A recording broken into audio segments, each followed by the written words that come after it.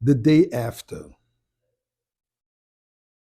The idea of the day after is when we have an opportunity to reflect and to internalize and to extend the experience we had with this particular Yantif, or with this particular event, or with this particular day.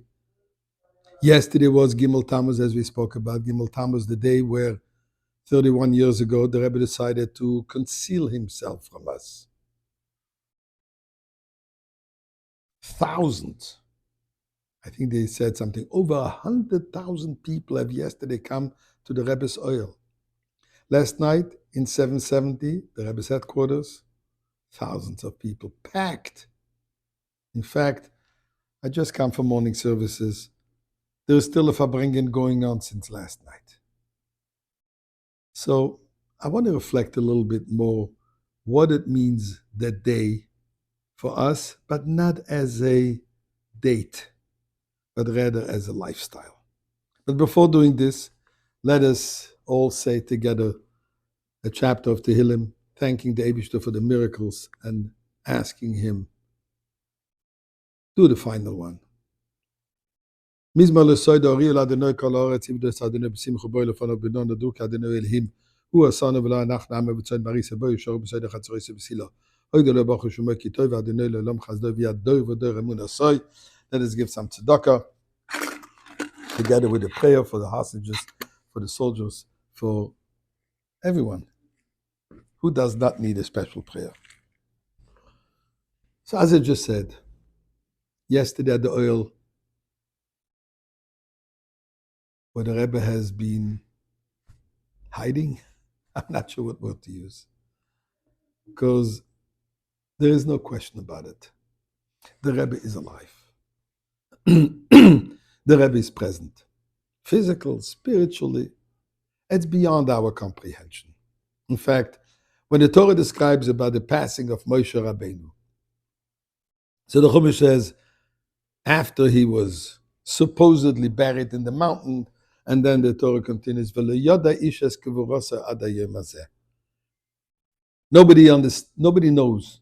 The simple translation is the place of burial. But if you take a closer look at the words, that's not what it says. It doesn't say we don't know the place.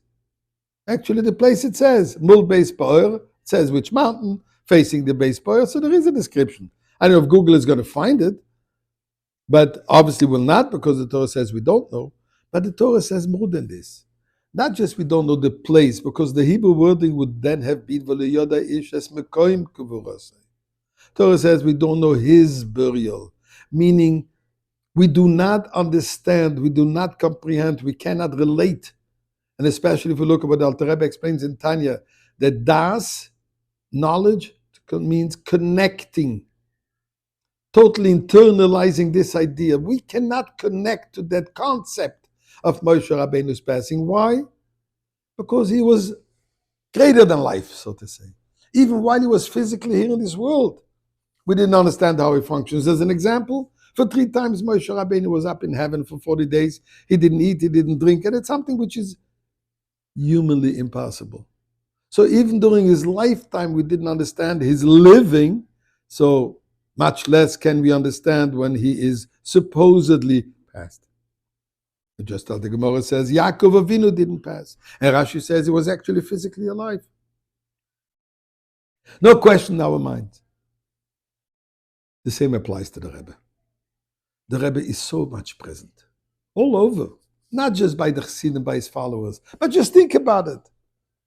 2 weeks ago, President of Argentina, Milei, who is in Israel, meets with Bibi Netanyahu, Prime Minister of Israel, gives him a gift.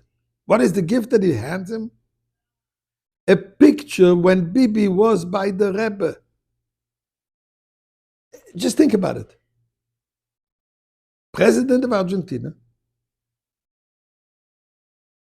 gives a gift to Bibi, which he appreciates. When you give a gift, you give something that you know that the person will appreciate.